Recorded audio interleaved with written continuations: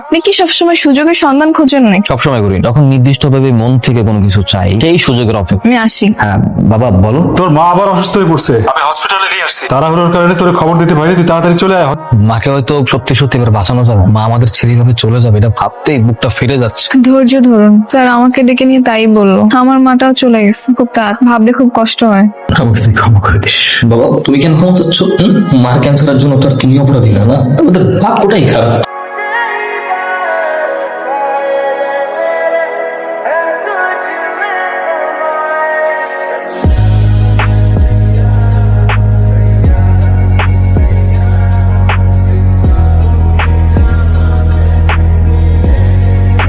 আজব তো, সামনে একটা ধন্যবাদটুকু দিয়ে গেল না। আমি ভালোই আছি। একটু ভালো নাই। তুই যে 5 দিন বাসায় ছিলি না, সেই 5 দিনের একদিনও সে ঠিকঠাক মতো ওষুধ খায়নি। মা এসব কথা আর কতবার শুনতে হবে বলো তো? হ্যালো, আমি তিথি, ওই যে ট্রেনে করে আপনার পাশে বসে আমার বাবা ঢাকায় আসছে খুলনা থেকে, চিনতে পেরেছেন? না চেনার তো কোনো কারণ নেই, খুব ভালোভাবে চিনতে পেরে। বাবা আপনি কি কাউন্ট করে রেখেছেন নাকি? আচ্ছা বাদ দিন, আপনারা ঠিক মতো বাসায় পৌঁছেছেন? হ্যাঁ একটু আগেই আসলাম। আসলে সরি, হ্যাঁ আপনার সঙ্গে না তখন কথা বলা হয়নি, একটু ধন্যবাদও দেওয়া হয়নি। আমি একটা অন্য টেনশনে ছিলাম তো, তাই কিছু মনে করবেন না প্লিজ। না না it's okay, I don't mind. আমি কিছু মনে করি, আর এমনিতেও সুন্দরী মেয়েদের ভুল হলে সেটা মনে রাখি। কিছু বললেন? কিছু না, এমনি। আচ্ছা ঠিক আছে, ভালো থাকবেন। ওকে। হাই, কেমন আছেন? ওই যে কালকে স্টেশনে মনে আছে? আপনি এখানে বাসায় কি এদিকটা? হ্যাঁ ওই যে 12 নম্বরে। কিন্তু দেখুন না, এখন কোনো রিক্সাই পাচ্ছি না, আমি যে বাসায় যাব। আপনি চাইলে আমি আপনাকে সঙ্গ দিতে পারি, প্লিজ। ওই তো থ্যাংক ইউ, আমি তাহলে আসি। সে বাসায় গিয়ে কল পাবার সুযোগটা হাতছাড়া হয়ে গেল। আপনি কি সবসময় সুযোগের সন্ধান খোঁজেন নাকি? সবসময় করি, যখন নির্দিষ্টভাবে মন থেকে কোনো কিছু চাই সেই সুযোগের অপেক্ষা। আমি আসি। হ্যাঁ বাবা বলো। তোর মা আবার অসুস্থ হয়ে পড়ছে, আমি হসপিটালে নিয়ে আসছি। তাড়াহুড়োর কারণে তোর খবর দিতে পারিনি, তুই তাড়াতাড়ি চলে আয়, হসপিটালে চলে আয়। আচ্ছা ঠিক আছে, আমি এখন আসছি। কোনো সমস্যা? আমার মা বেশ কয়েকদিন যাবত অনেক অসুস্থ ছিল, আজকে হয়তো অনেক বেশি সমস্যা হয়ে গেছে, আমাকে ইমার্জেন্সি এখনই হাসপাতালে যেতে হবে। বাবা আমিও যাই ওনার সঙ্গে। ডক্টর মায়ের কি অবস্থা? ওই আগের মতো অবস্থা, আপনার তো পুরোটাই জান। মানুষটা যন্ত্রণায় ছটফট করছে, বাসায় রেখে কিভাবে সহ্য করি বলেন ডাক্তার সাহেব? ঠিক আছে, নিয়ে এসছেন, ভালো করছেন। দেখি আমরা কি করতে পারি। স্যার দেশের বাইরে পাঠিয়ে কি কোনো সম্ভাবনা নেই? ওই সম্ভাবনা থাকলে তো আমি বলতাম, তাই না? মাকে হয়তো সত্যি সত্যি এবার বাঁচানো যাবে, মা আমাদের ছেড়ে ভাবে চলে যাবে এটা ভাবতেই বুকটা ফিরে যাচ্ছে। ধৈর্য ধরুন স্যার, আমাকে ডেকে নিয়ে তাই বললো। আমার মাটাও চলে গেছে, খুব ভাবলে খুব কষ্ট হয়। আমার জ্ঞান ফিরছে। আল্লাহ আল্লাহ আমার মাকে সুস্থ করে দাও। আল্লাহ মা, এই যে আমি, মাগো চোখ খোলো। আল্লাহ আল্লাহ আল্লাহ, কষ্ট হয়। বাবা বাবা,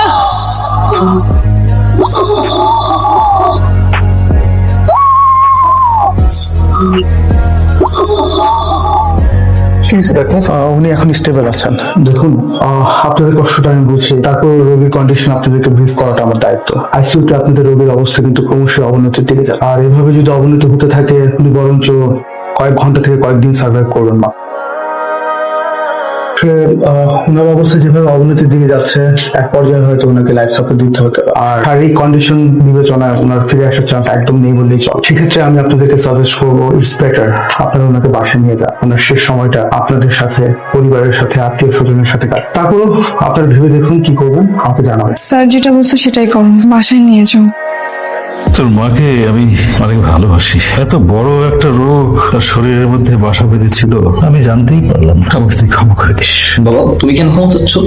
মার ক্যান্সারের জন্য তো আর তুমি অপরাধী না, না আমাদের ভাগ্যটাই খারাপ। তুই তিথি মেয়েটা কি তোর বান্ধবী? খুব ভালো মেয়ে, ওর রান্নার হাত খুব চমৎকার। জানো বাবা, ছিল না মা নেই, এইরকম একটা মেয়ে আমি তোর জন্য বউ করে আনবো। তোর মা হয়তো দেখে যেতে পারবে না, কিন্তু আমি তো আছি। হ্যাঁ আচ্ছা ঠিক আছে, ওই 3টের সময় চলে আসলেই হবে। মা তিথি, তুই কি হাসপাতালে যাচ্ছিস নাকি? হ্যাঁ বাবা। কিন্তু বাসায় তো মেহমান আসবে। রুদ্র, অ্যাম্বুলেন্সে কি আমার জায়গা হবে নাকি বাসে যেতে হবে? জায়গা হবে না কেন বাবা? শোন, অ্যাম্বুলেন্সের ড্রাইভার রে বাসতে চালাইতে বলবি, নাহলে তোর মায়ের কষ্ট হবে। আঙ্কেল ওনাকে সবকিছুই বলা। আসসালামু আলাইকুম আঙ্কেল। ঠিক আছে, তোমার আব্বাকে বলো আমার ঝামেলাটা শেষ হলে আমি ওনার সাথে দেখা করবো। বাবা বাবা বাবা চোখ খোলো, বাবা চোখ খোলো। আসিফ তাদের অ্যাম্বুলেন্স ব্যবস্থা করো, বাবা হাসপাতালে যাবে। বাবা বাবা বাবা কথা বলো বাবা বাবা।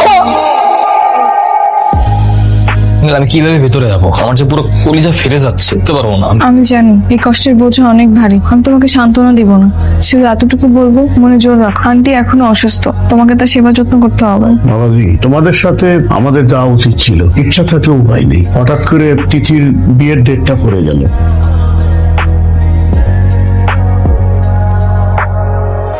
তিথি তোমার বিয়ে ঠিক হলো কবে? সপ্তাহখানেক আগে। তোমার পরিস্থিতি ভালো ছিল না, তাই আমি বলার সাহস পাইনি। তিথি ভালো থেকো, আমার জন্য দোয়া করো।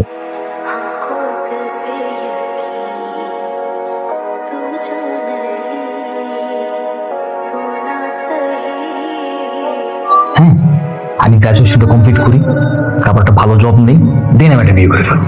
তারপর আমার বউয়ের সাথে দিন রাত 24টা কোনো তুমি করবো, কোনো সমস্যা নেই। 12 নম্বর রুটে যাবা? ভাইয়া আপনি রুদ্রর ফ্রেন্ড না? হ্যাঁ, আপনি তিথি তাই না? ভাইয়া রুদ্র কোথায়? আমি না ওকে খুঁজে পাচ্ছি না কোথাও। সেই যে আন্টিকে নিয়ে গ্রামে গেল, তারপর আর কোনো যোগাযোগ হয়নি। ওর নাম্বারটা অফ। প্রায় কয়েক বছরই তো হয়ে যাচ্ছে, আমি ওর কোনো খোঁজ পাচ্ছি না। সেই যে বাবা মারা যাওয়ার 1 মাস পর এসেছিল, তারপর থেকে ওর আর কোনো খোঁজই পাইনি। ওর নাম্বারটা তো বন্ধ। যোগাযোগ করার কি কোনো ব্যবস্থা নেই? সত্যি বলতে রুদ্র আপনাকে অনেক বেশি ভালোবাসত। করে ওর মার অসুস্থতার কারণে এই কথাটা বলতে গিয়েও আপনাকে বলতে পারেন সেরকম পরিস্থিতি হয়ে ওঠেনি। আঙ্কেল আন্টির শেষ বিদায়ের সময় তো আপনার বিয়ে হয়ে গেল, হয়তোবা সেই কষ্টে দূরে কোথাও হারিয়ে গিয়েছে।